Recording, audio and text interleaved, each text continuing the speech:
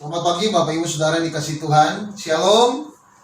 Hari yang penuh sukacita, saya mengajak kita semua ada dalam ibadah khusus kenaikan Tuhan Yesus. Walaupun kita masih tetap di rumah, tapi ini ibadah yang saya berharap penuh dengan sukacita.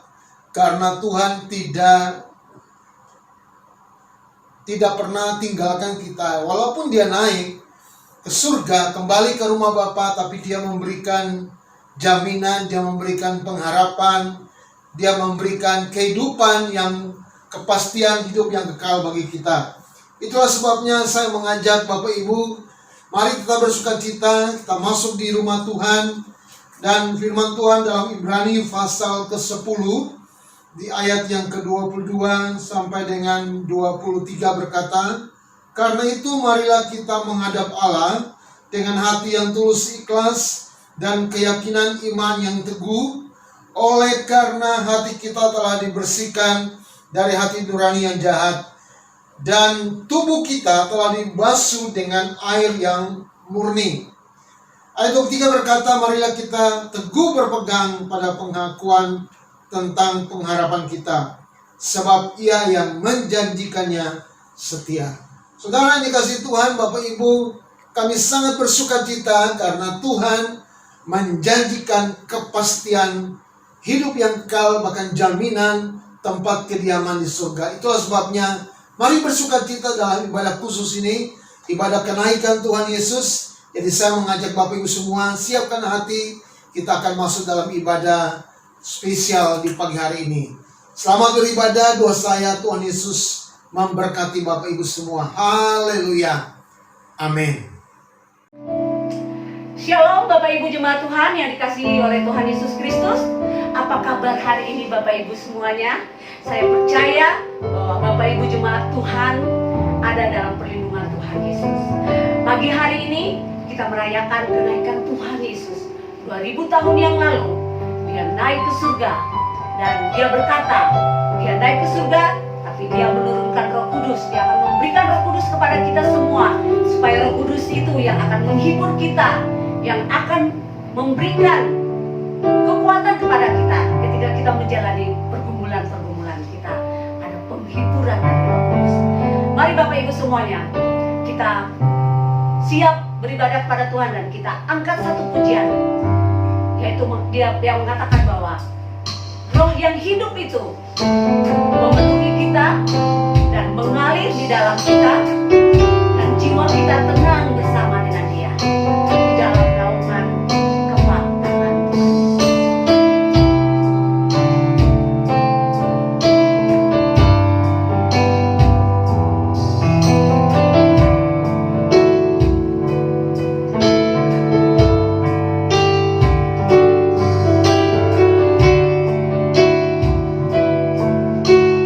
Rohku yang hidup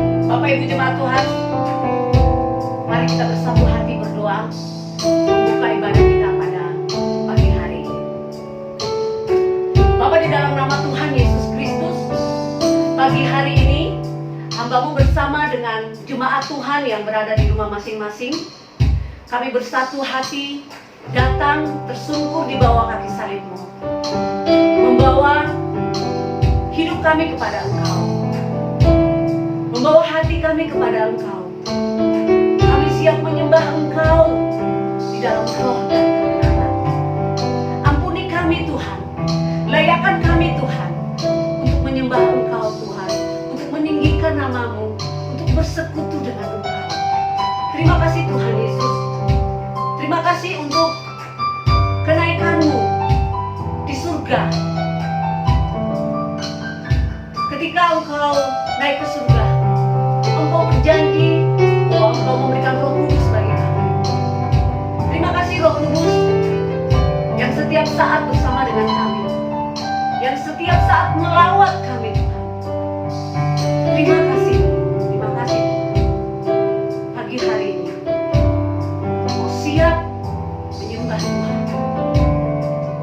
Di dalam kami menyembah-Mu Tuhan, ada satu oknum yang tidak senang, yang suka mengalihkan konsentrasi kami, sehingga kami tidak bisa tertuju kepada Engkau. Oleh karena itu, kami bersatu hati mematahkan siasat tipu daya setan iblis yang mencoba mengganggu konsentrasi kami, hanya di dalam satu nama, yaitu Tuhan Yesus Kristus. Kami usir, kami ikat, kami patahkan di dalam nama Tuhan Yesus. Dan kami siap menyembah Engkau dalam nama Tuhan Yesus. Semua yang percaya katakan amin. Ya, kita siap memuji Tuhan. Bapak Ibu siap memuji Tuhan? Amin. Haleluya. Saya mengajak Bapak Ibu semuanya berdiri bersama-sama dengan saya. Kita jangan duduk aja walaupun di rumah. Saya tidak melihat Bapak Ibu semuanya, tapi Tuhan kita di surga melihat siapa saja yang ada di rumah berdiri bersama-sama dengan saya. Karena kita bersuka cita. Pujian sukacita kita angkat kepada Tuhan harus dengan sukacita. Jangan duduk diam gini ya. Jangan, harus sukacita seperti di rumah Tuhan. Kita memuji Tuhan karena rumah kita bayangkan seperti itu adalah rumah Tuhan. Ketika tabut Tuhan ditaruh di rumah Obed-Edom, maka berkat itu luar biasa tercurah di rumah Obed-Edom. Oleh karena itu saat ini tabut Tuhan ada di rumah Bapak Ibu semuanya dengan saya. Oleh karena itu kita harus bersuka cita memuji Tuhan. Haleluya. Kita nyanyikan pujian api kemuliaan Tuhan.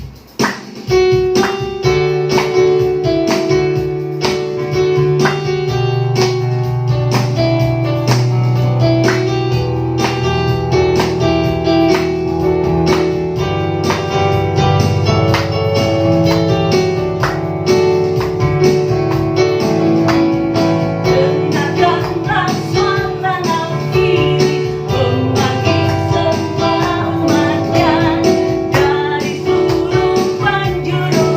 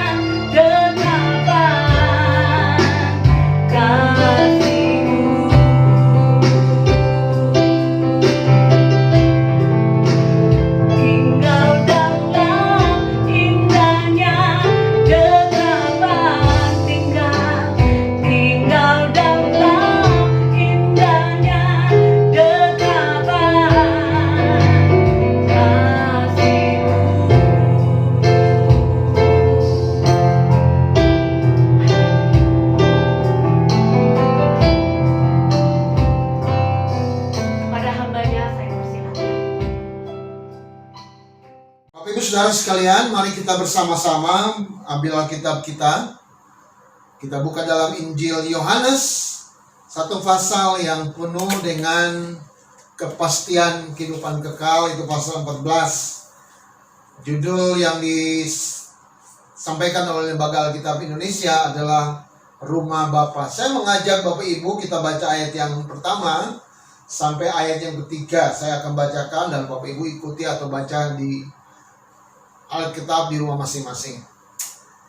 Jangan gelisah hatimu, percayalah kepada Allah, percayalah juga kepadaku. Di rumah Bapakku banyak tempat tinggal. Jika tidak demikian, tentu aku mengatakannya kepadamu. Sebab aku pergi ke situ untuk menyediakan tempat bagimu. Dan apabila aku telah pergi ke situ dan telah menyediakan tempat bagimu, aku akan datang kembali dan membawa kamu ke tempatku, supaya di tempat di mana aku berada, kamu pun berada. Mari Bapak Ibu Saudara, sebelum kita belajar bersama-sama firman Tuhan ini, pergi ke rumah Bapa, kita akan berdoa dulu. Kami minta pimpinan dan hikmat-Mu ya Tuhan, supaya Roh Kudus ambil alih, kuasai bukan saja hamba di tempat ini, tapi seluruh pendengar jemaat GB Bata Babarsari, Bapak Ibu Saudara semua yang ada di rumah masing-masing, dijamah dilawat oleh Roh Kudus, supaya pengertian hikmat yang datang dari Tuhan melingkupi semua Bapak Ibu Saudara. Saat kebenaran firman disampaikan, pengertian-pengertian baru itu Tuhan bukakan, dan semua kami mengerti akan kebenaran firman ini dan melakukannya, bahkan mengaminkan, memiliki pengharapan akan kepastian janji-janji Tuhan melalui firman ini. Berkati Bapa dari awal hingga akhir. Di dalam nama Tuhan Yesus kami berdoa. Haleluya. Amin.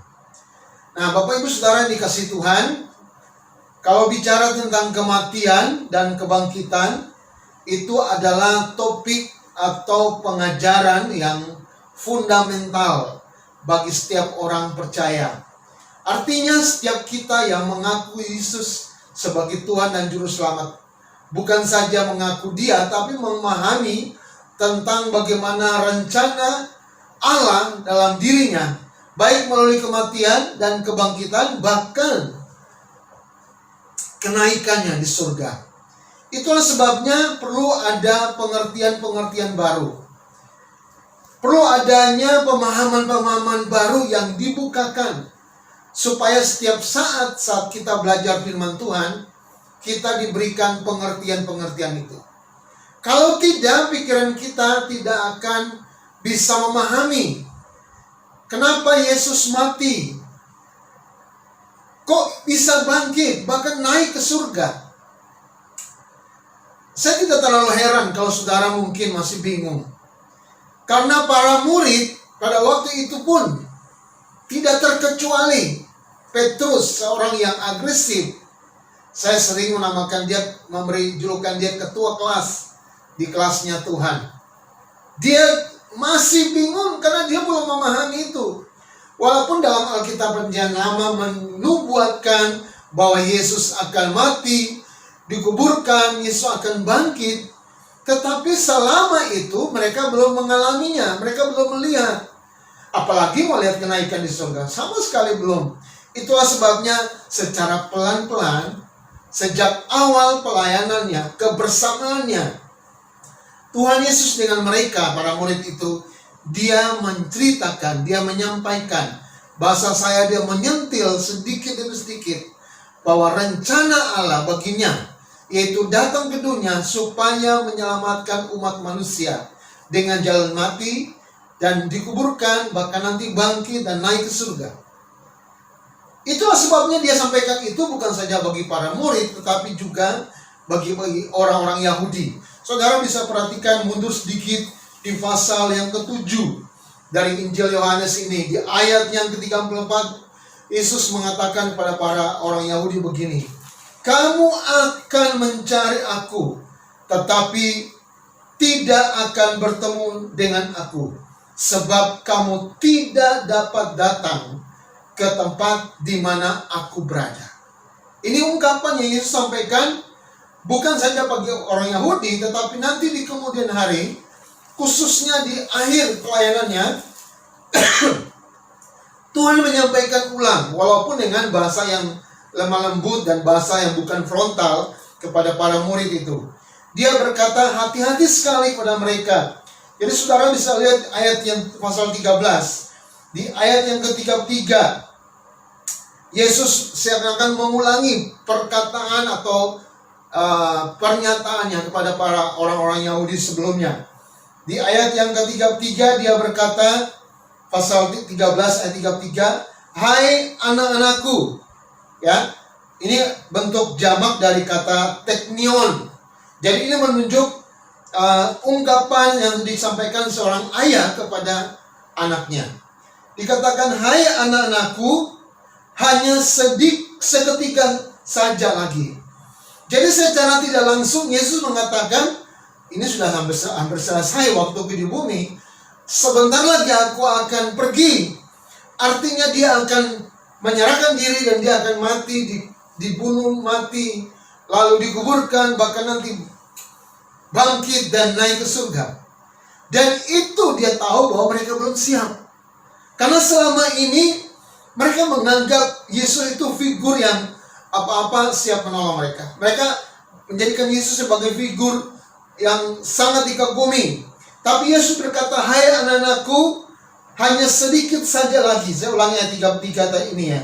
Kamu akan mencari aku, dan seperti yang telah kukatakan pada orang-orang Yahudi, jadi banding pasal 7 ayat 34 di atas, ke tempat aku pergi tidak mungkin kamu datang. Demikian pula aku mengatakannya sekarang juga kepada kamu. Jadi Yesus mengatakan, nanti kalau dia pergi, kebersamaan itu indah, tapi nanti kalau dia pergi, kamu, para murid itu, tidak akan datang ke tempat itu.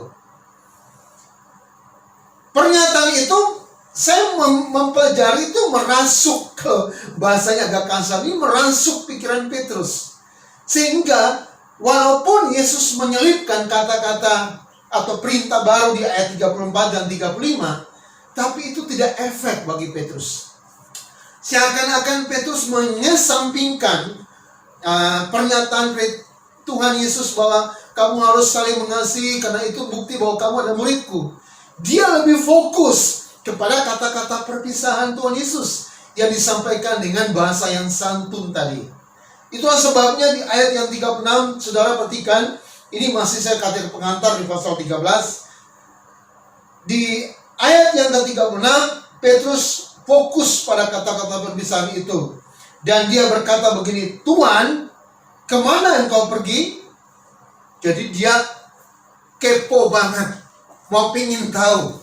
Yesus mau pergi kemana sih? Kan selama ini Petrus ini orang yang sangat agresif. Kalau Yesus ada di mana, di situ dia ada. Masa dia ketinggalan informasi, dia tidak ada bersama-sama dengan Yesus. Jadi dia berkata, Tuhan, kemana engkau pergi? Jawab Yesus, ke tempat aku pergi, engkau tidak dapat mengikuti aku sekarang. Tetapi, kelak engkau akan mengikuti aku. Yesus sekali lagi mengulangi, saudara perhatikan 3 kali. Dia akan pergi ke tempat itu dan mereka, jangan Petrus, para murid lain tidak akan bisa datang.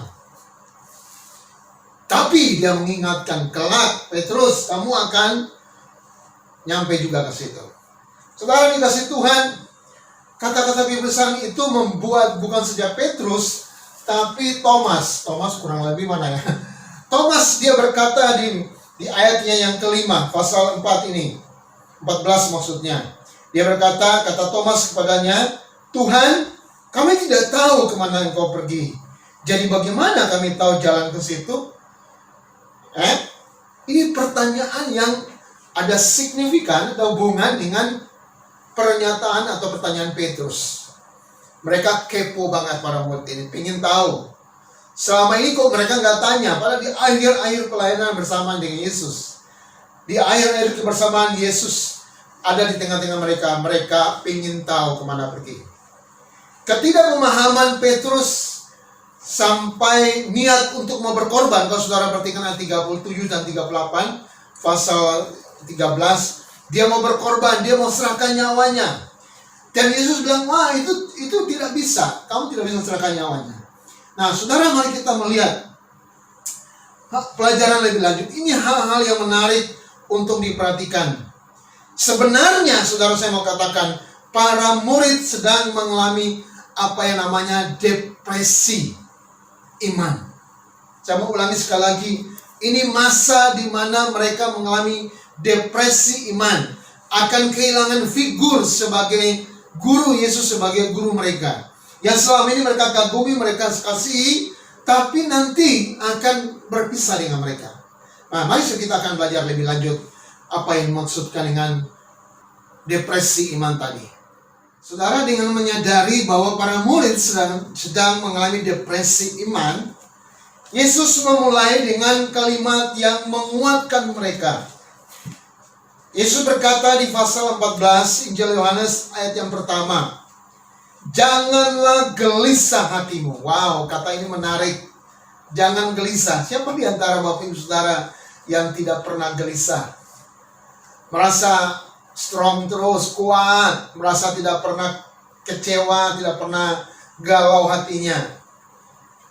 Para murid itu manusia biasa, sama dengan kita. Mereka mengalami kegelisahan. Janganlah gelisah hatimu. Kata gelisah dalam bahasa Yunani itu taraso. Artinya apa? Artinya mengalami kesusahan hati. Jadi hatinya lagi susah, hatinya lagi sedih. Jadi mau hati lagi sedih, mau bikin senyum pun mereka nggak bisa. Karena di dalam hati mereka ada mengalami kegelisahan.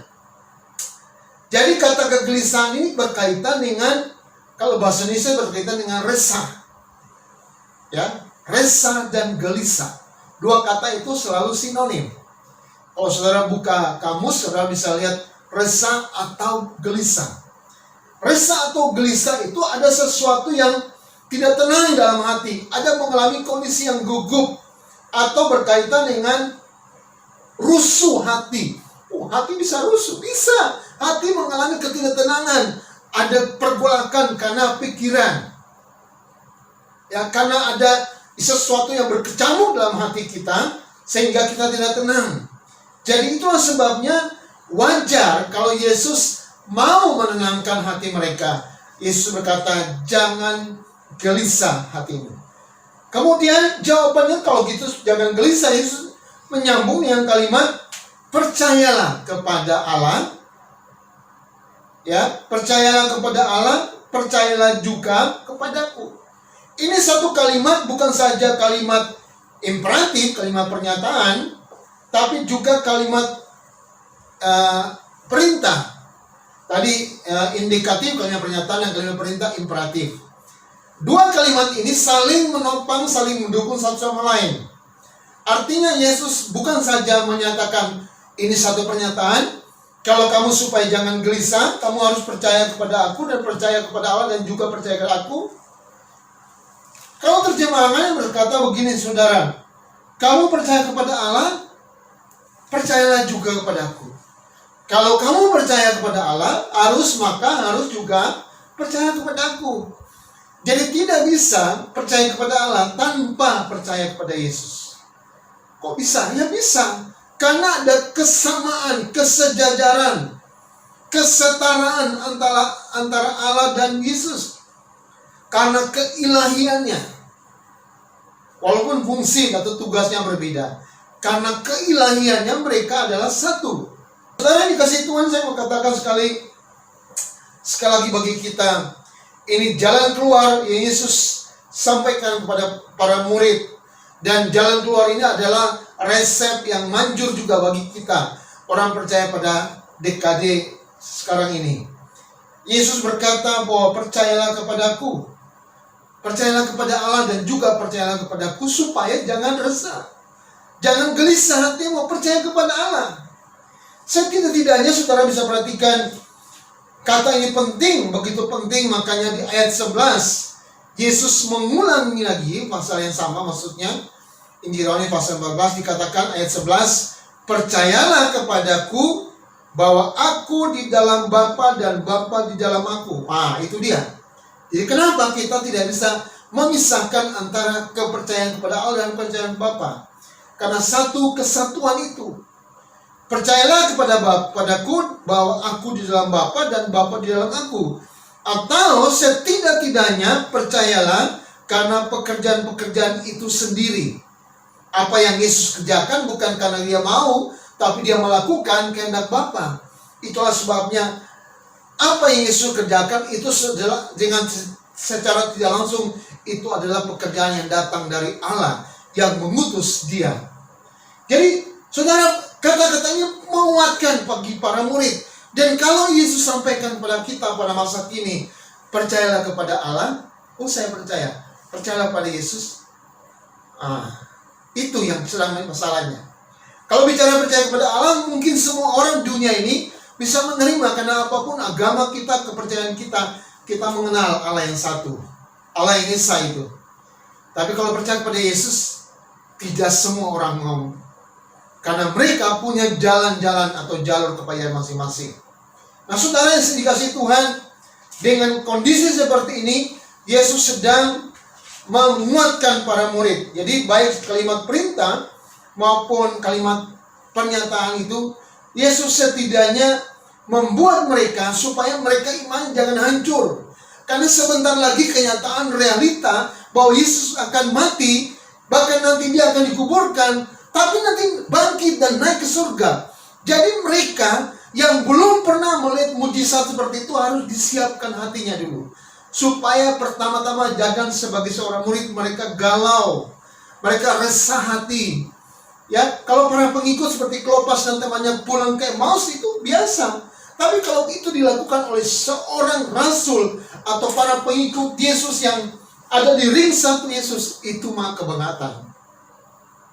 Jadi Yesus mau meneguhkan areal di sekitarnya itu para murid supaya mereka teguh pada imannya. Setidak-tidaknya sampai nanti Yesus bangkit dan naik ke surga, mereka ada pada prinsip iman yang kokoh bahwa mereka akan menjadi seorang rasul Kristus.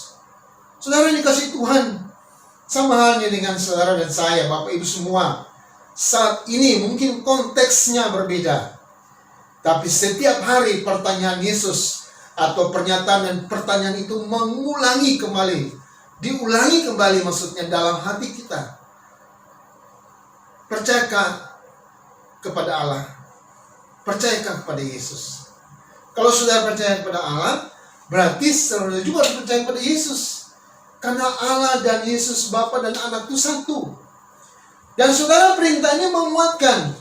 Pertanyaannya bagi saudara yang mungkin menggeletik, mungkin saudara belum terlalu yakin. Pertanyaan mengapa saudara dan saya, atau mengapa kita, Anda semua harus percaya kepada Yesus?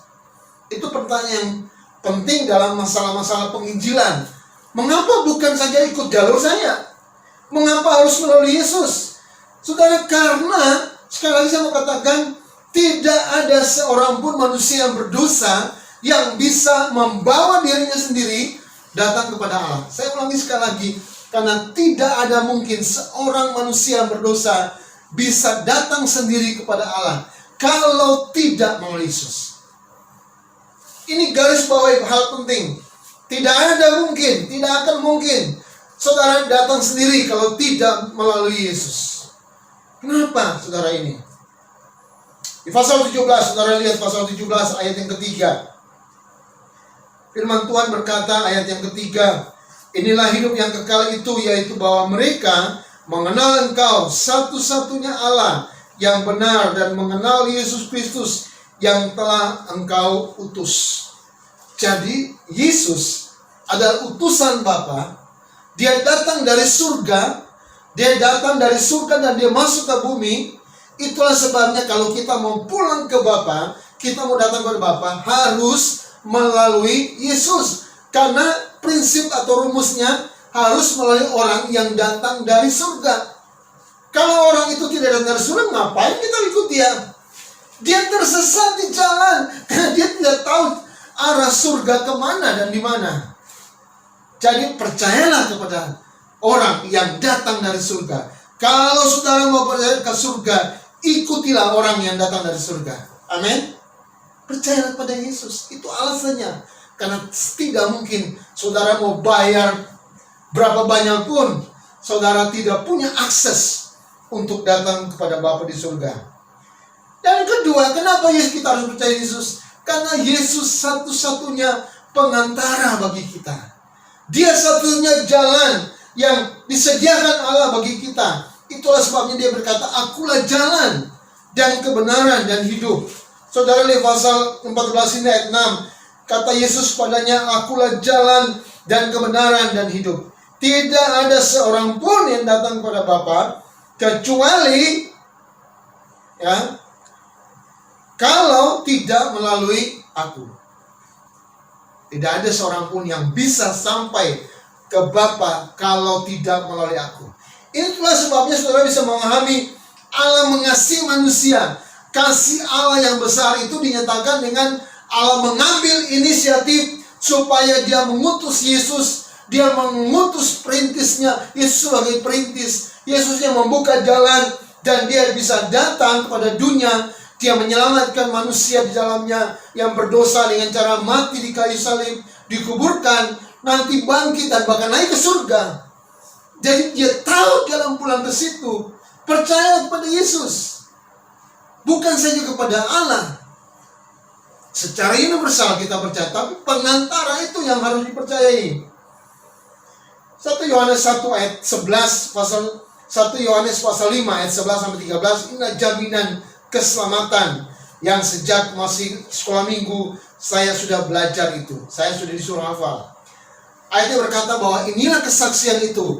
Allah Ta'ala mengaruniakan hidup yang kekal kepada kita, dan hidup itu di dalam anaknya. Ayat 12, barang siapa memiliki anak, ia memiliki hidup, dan barang siapa tidak memiliki anak, ia tidak memiliki hidup. Itulah sebabnya dikatakan bahwa setiap kita yang sudah memiliki anak, itu kita pasti akan mendapat hidup yang kekal.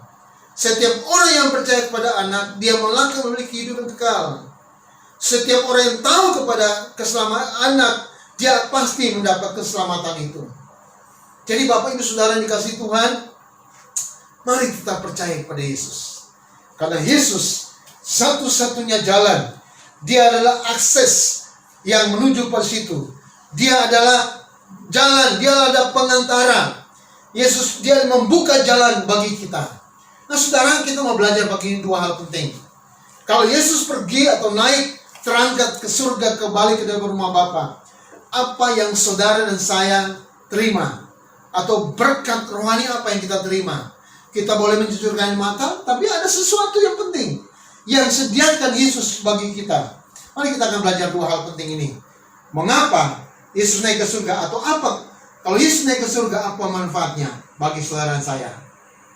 Saudara, kita perhatikan ayat yang kedua. Setelah Yesus memberikan kepastian supaya jangan para muridnya resah dan gelisah, atau gelisah hatinya, ayat kedua Yesus memberikan satu jaminan bagi kita. Dikatakan, di rumah Bapakku banyak tempat tinggal. Yesus memulai dengan mempromosikan tentang tempat kediaman Bapa di surga. Ya, ini beda sebenarnya dengan para pemimpin manusia pada umumnya yang senantiasa menjanjikan satu tempat, tapi sebenarnya itu sebagian besar itu tidak realistis, tidak realita, karena itu masih di awang-awang, masih fiktif. Tapi Yesus berkata bahwa di rumah Bapakku banyak tempat tinggal. Ada kelompok tertentu yang berkata, wah itu hanya 144.000 orang. Karena mereka berdasarkan pada kitab Wahyu pasal 14 ayat 3. Apa mungkin surga itu hanya bisa tampung 144.000 orang saja? Sedangkan saudara tahu penduduk dunia itu 7,7 miliar. Banyak dong. Dan apakah hanya 144.000, lalu sisa yang 6 miliar berapa pun sekian itu mau dikemenain. Masih terlalu luas sekali surga itu. Jadi saudara, kita bisa melihat bahwa dengan bertambahnya kapasitas penduduk 1,05 per tahun, jadi sekitar 81 juta per tahun, maka semakin banyak juga manusia bertambah-tambah di dunia. Jadi saudara, tidak mungkin hanya 144.000 saja. Saya mau kasih tahu saudara, saya mau membuka wawasan saudara untuk mengerti betapa luasnya surga itu. Walaupun tidak menyinggung surga, kapasitas surga, tapi saya membuat perbandingan dengan melihat ciptaannya Allah di dunia, yaitu bumi dan jagat raya. Nah, waktu saya SMP, saudara, itu sekitar tahun 82, saya sangat suka dengan satu pelajaran yang favorit bagi saya, yaitu IPBA, Ilmu Pengetahuan Bumi dan Antariksa. Hampir setiap hari saya buka itu, terus-terusan. Kalau pelajaran itu saya sangat menonjol. Artinya saya senang sekali belajar dan tidak pernah berhenti. Sampai hari ini kalau saudara tanya, itu masih ada di pikiran saya. Setidaknya saya memberi gambaran bahwa setiap planet, setiap benda-benda angkasa itu ada masanya. Itu satu yang saya ingat. Artinya ada masa untuk mati dan hangus. Termasuk bumi. Kalau saudara bisa meyakinkan, hanya kapasitasnya itu adalah rencana Allah. Yang kedua, saya memahami bahwa di tata angkasa luar ini sangat luas sekali. Saudara bisa bayangkan, kita kenal dengan planet-planet. Planet-planet itu ada dalam satu yang namanya tata surya.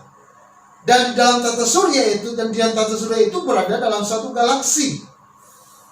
Bumi dan planet-planet tata surya itu ada dalam satu galaksi yang namanya galaksi Bima Sakti atau Milky Way. Saudara tahu betapa luasnya? Wow, sangat-sangat luas. Sejak bumi dijadikan, itu dibutuhkan waktu 250 tahun sampai 500 tahun, juta tahun untuk mengelilingi satu orbit putaran itu. Padahal selama ini sudah sampai 20 sampai 25 orbit putaran.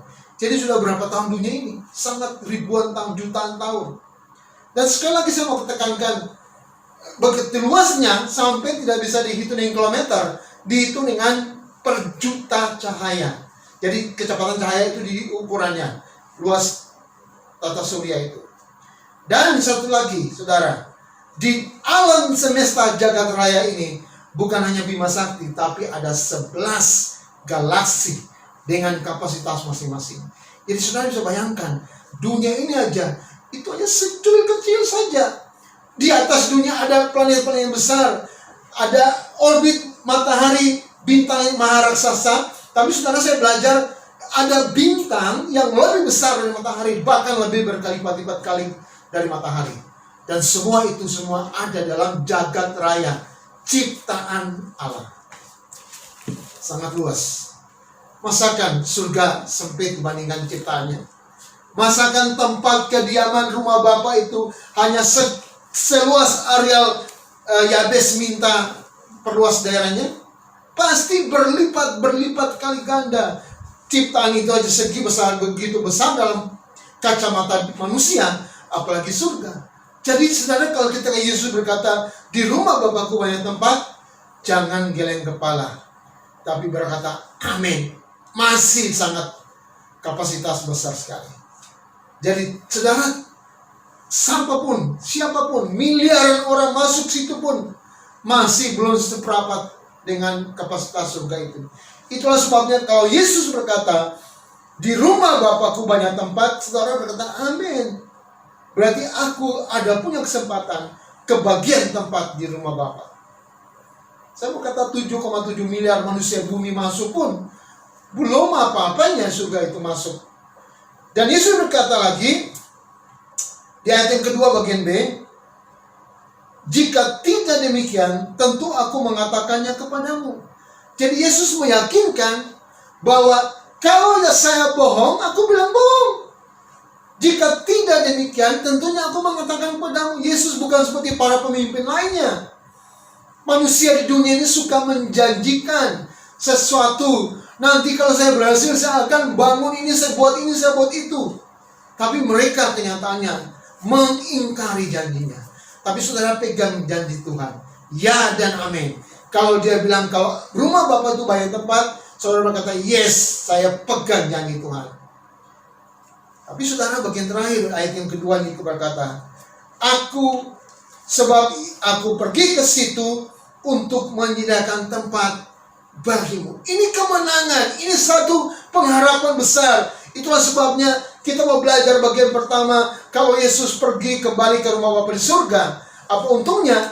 Dia pergi untuk menyediakan tempat bagi kita, saudara dan saya. Bukan para murid, tapi generasi sekarang ini dan bahkan generasi yang akan datang. Setiap orang yang percaya pada Yesus ada jaminan tempat kediaman di rumah Bapa di surga. Katakan amin. Itu kemenangan kita. Kita percaya Yesus. Yesus akan bilang, aku kenal dia. Aku kenal si A, si B. Aku kenal itu milik kepunyaanku. Dan kalau Yesus sudah mengklaim kita kepunyaannya, tidak ada satu orang pun dapat merampasnya. Itu sebabnya selama kita hidup, mari akui Tuhan. Karena barang siapa dikatakan dia malu mengakui Tuhan Allah, maka Allah juga akan tidak mengakuinya di depan Bapa di surga. Saudara perhatikan, mari kita belajar saudara, bahwa betapa luar biasanya. Kalau Yesus pergi menyediakan tempat, dia dikatakan Yesus akan sebagai jalan, membuka jalan. Kalau kita perhatikan di Ibrani, ayat bandingan Ibrani pasal 6 ayat 20, dikatakan di mana Yesus telah masuk sebagai perintis bagi kita ketika ia menurut peraturan Melkisedek menjadi imam besar sampai selama-lama. Jadi saudara, dari kata perintis ini menunjukkan bahwa Yesus membuka jalan. Dia orang pertama yang menembus jalan atau membabat jalan. Dia merintis berarti membuat jalan setapak kecil, dan jalan itu yang dipakai lalu untuk dilalui. Kata perintis ini seringkali digunakan bagi komunitas para tentara Romawi pada waktu itu, yang ada tentara elit yang berjalan di depan, pasukan besar di belakang, dan mereka mencari jalan baru. Mereka membabat hutan dan membuka jalan sehingga pasukan besar itu bisa lewat jalan itu, dan mereka menentukan mana yang jalan aman bagi pasukan besar di belakangnya. Jadi inilah perintis seperti itu. Dia buka jalan, bukan jalan bekas dilalui, tapi jalan yang baru. Itulah sebabnya Yesus telah masuk sebagai perintis. Ketika dia menjadi imam besar, dia buka akses. Yesus mati, tabir bait Allah terbelah dua, dan itu akses dibukakan sehingga setiap kita bisa datang masuk menghadap Bapa di surga. Ini satu hal yang luar biasa.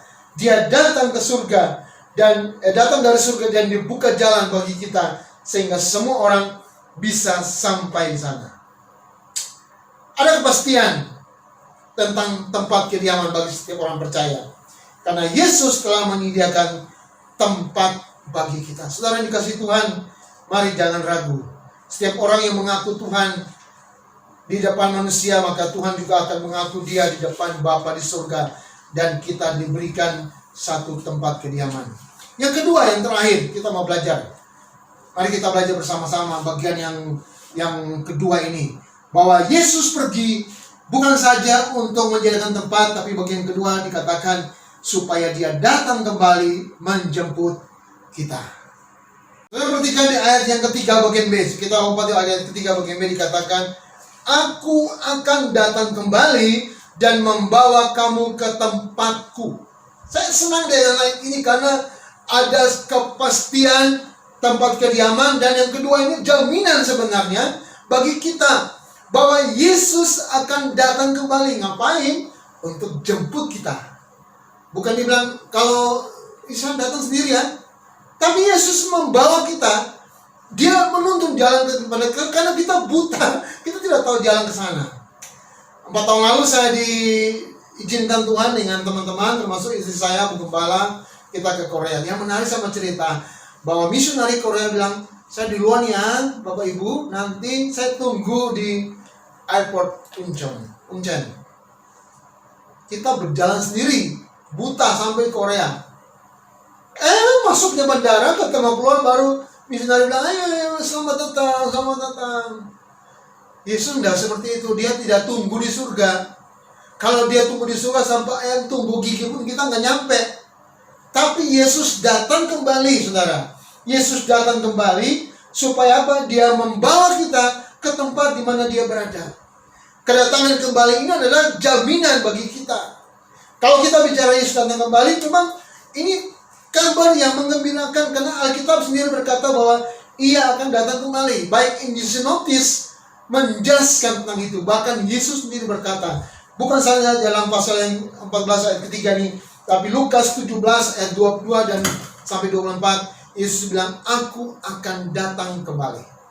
Jadi saudara, ini jaminan bagi kita. Bukan saja dia menjadikan tempat, tapi kepastian. Yang keduanya adalah kepastian. Yesus akan menjamin kepastian bagi kita. Itulah sebabnya saudara, kalau kita bicara tentang kedatangan yang kembali, ada banyak hal yang berkaitan, tapi setidaknya ada dua hal penting, yaitu pengangkatan gereja yang berkaitan dengan masa kesukaran besar, dan yang kedua adalah tentang kerajaan 1000 tahun. Ya mungkin kapan-kapan kita akan bicara itu, tapi saya mau katakan Alkitab meyakinkan, bahkan Yesus sendiri meyakinkan, aku akan datang kembali. Ngapain? Dikatakan, dan membawa kamu ke tempatku. Wow, ini satu tujuan hidup. Jadi dia panggil kita keluar dari kegelapan, datang pada terangnya. Dia masuk dalam persekutuan dengan Tuhan. Kita bersama-sama menikmati keintiman persekutuan dengan dia. Lalu kita menjadi serupa dengan dia, dalam karakter kita. Bukan face kita yang sama, karakter kita. Kelakuan kita sama dengan Tuhan. Dan supaya kita melayani, kita bisa menjadi misi, utusan, kita bisa melakukan utusan, tujuan hidup kita. Yesus menekankan lagi, sekali lagi bukan saja di dunia, tapi dalam di surga pun kita masih tetap berdiam di tempat kediaman bersama-sama dengan dia. Yesus berkata apa? Supaya di mana tempatmu berada, supaya di tempat di mana aku berada, kamu pun berada. Saudara, Bapak, Ibu, dan saudara dikasih Tuhan, satu kepastian hidup kalau sudah kita terima. Jangan ragu ketika kita mengaku Yesus. Yesus mengklaim kita sebagai milik kepunyaannya. Kita punya ahli waris. Makanya Alkitab berkata, kalau kita mengaku Yesus, kita menjadi anak-anak Allah atau ahli waris kerajaan Allah. Kita mendapat tempat kediaman di surga. Sudah pasti dapat. Bukan nanti masih cari-cari, ada mudah-mudahan saya dapat atau terserah Tuhan. Tapi sudah pasti, setiap orang yang sudah percaya Yesus, dikatakan kamu pasti dapat keselamatan dan dapat tempat kediaman. Itulah sebabnya saudara yang dikasih Tuhan, mari saya mau ajak kita semua dalam kondisi apapun, tetap jangan kehilangan harapan kita. Jangan hati kita galau, jangan hati kita resah dan gelisah. Tapi dalam kondisi apapun tetap percaya kepada Yesus. Walaupun Tuhan itu tidak kelihatan, saudara tetap percaya kepada Yesus, karena ada Roh Kudus, ada wakil Tuhan, ada Allah di dalam diri kita melalui Roh Kudus. Dia yang menguatkan kita, dia meyakinkan kita supaya kita tetap memiliki iman yang teguh, pengharapan yang kuat pada Tuhan, dan kita punya kepastian dapat tempat kediaman. Itu jaminan bagi kita. Yesus sungguh indah, dia mengisi saudara dan saya. Jadi tetap percaya kepada Allah dan juga percaya kepada Yesus, karena di tempat kediaman Bapa banyak tempat, dan Allah sudah melalui Yesus sudah menyediakan semua itu bagi kita. Dia akan datang kembali dan membawa kita ke sana, supaya di mana tempat dia berada, di situ pun Bapak, Ibu, saudara dan saya berada bersama dengan dia. Haleluya. Tuhan Yesus memberkati kita semua. Mari kita berdoa. Bapa di surga, terima kasih atas jaminan Tuhan menyediakan tempat bagi kami, dan bahkan ada kepastian Engkau datang kembali untuk menjemput kami ke situ. Dan itulah pengharapan bagi kami. Kami tetap pegang teguh pada janji Tuhan yang ya dan amin, yang tidak pernah berubah, menjamah dan memberkati kami. Kami hidup dalam penantian Tuhan, kedatangan Tuhan, supaya kami nanti pada waktunya Tuhan mengangkat kami dan pergi ke rumah Bapa. Haleluya.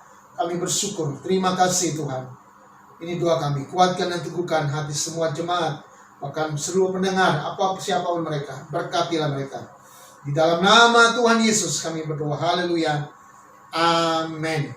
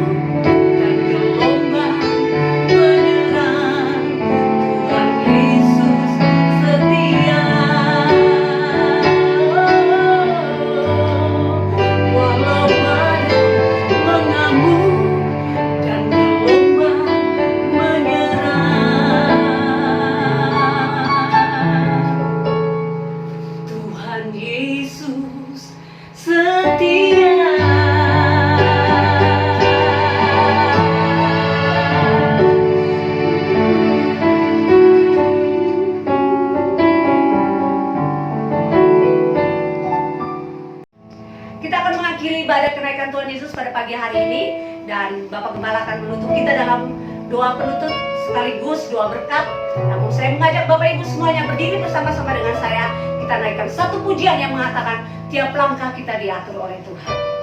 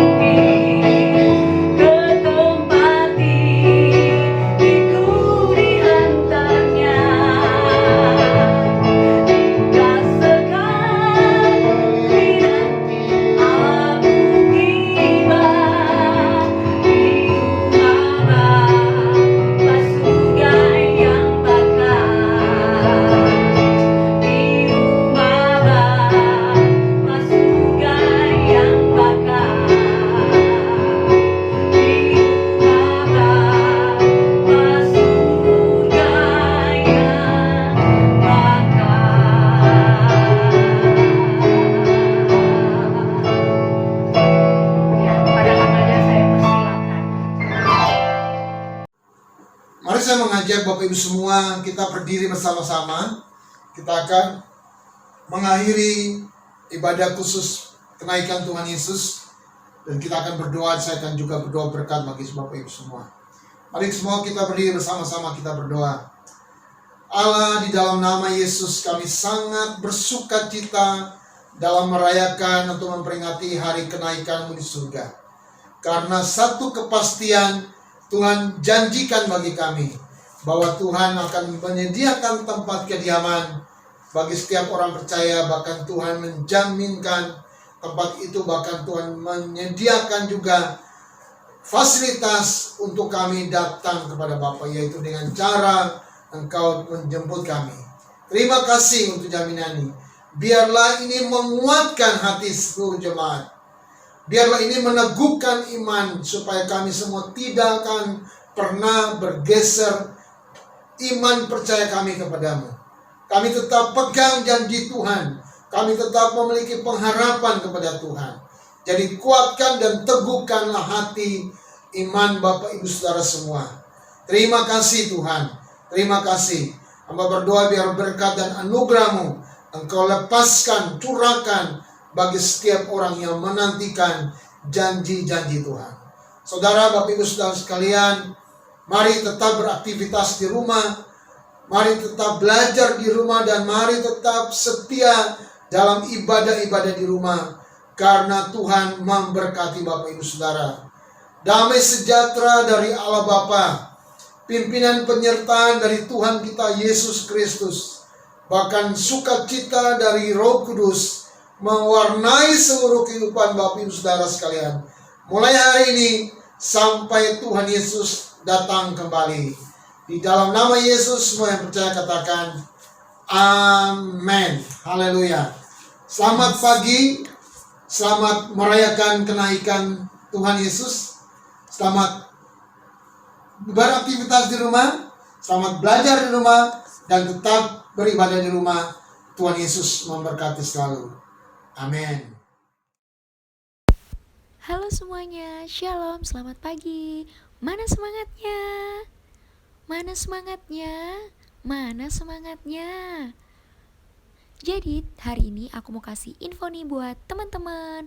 Berhubung kita udah lama nih gak ngadain pertemuan dan gak memungkinkan untuk kita bertatap muka langsung di gereja, jadi kita akan ngadain pertemuan online perdana. Yeay!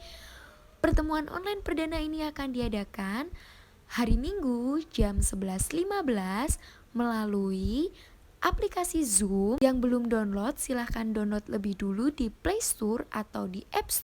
Dan pembicaranya nanti dari teman PKMB lama kita. Daripada teman-teman semua menebak dan salah, lebih baik teman-teman ikut kita semua join bareng-bareng. Jangan lupa nyalain alarm kalian dan jangan lupa pantengin grup PKMB kita supaya kalian gak ketinggalan info-info lebih lanjut dan info-info mendadak, supaya teman-teman gak ketinggalan informasinya. Oke teman-teman, segitu dulu dari aku. Jangan lupa jaga kesehatan dan Tuhan Yesus memberkati kita semua. Bye bye.